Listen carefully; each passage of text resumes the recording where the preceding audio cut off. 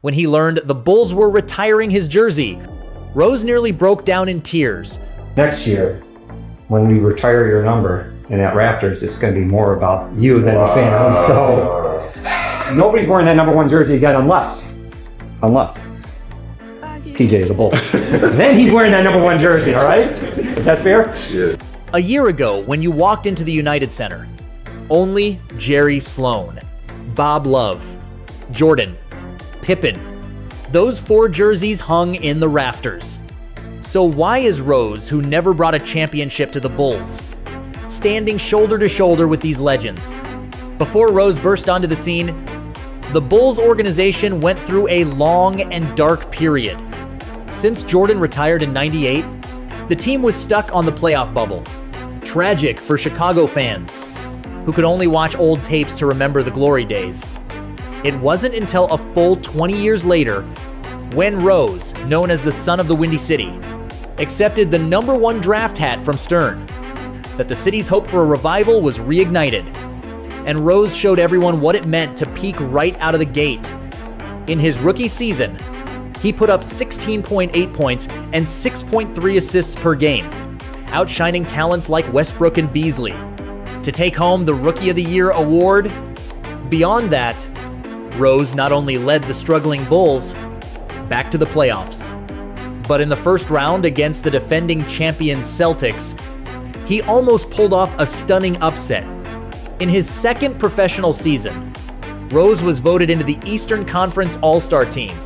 This was the first time since Jordan that Chicago fans saw a Bulls player on the All-Star stage.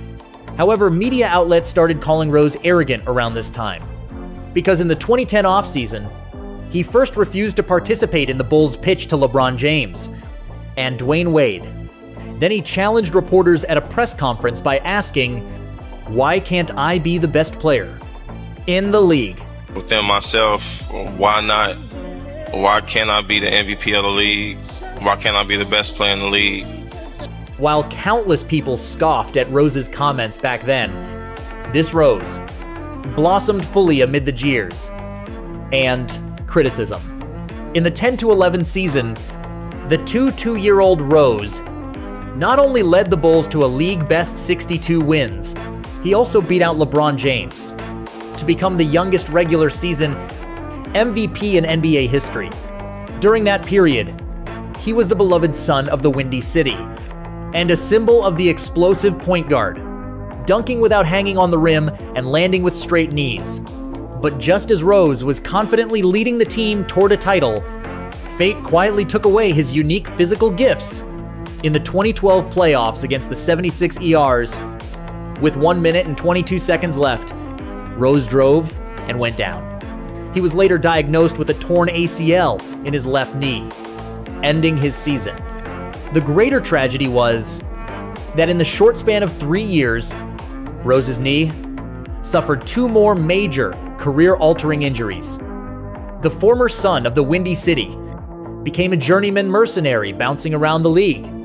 Whether he was in New York, Cleveland, or Detroit, Rose couldn't find that feeling of home.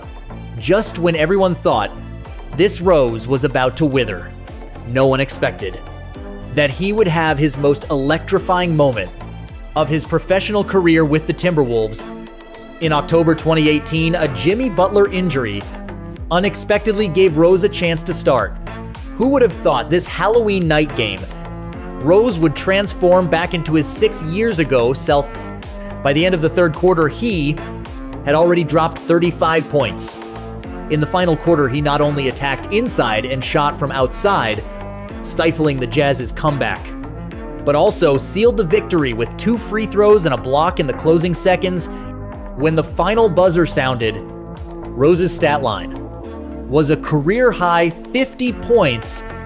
That night, he used his emotion and skill to create a beautiful moment that covered all of Minnesota. And when Rose returned to the United Center as a visiting player, the chants of MVP echoed once again. Turns out Chicago never forgot their hero.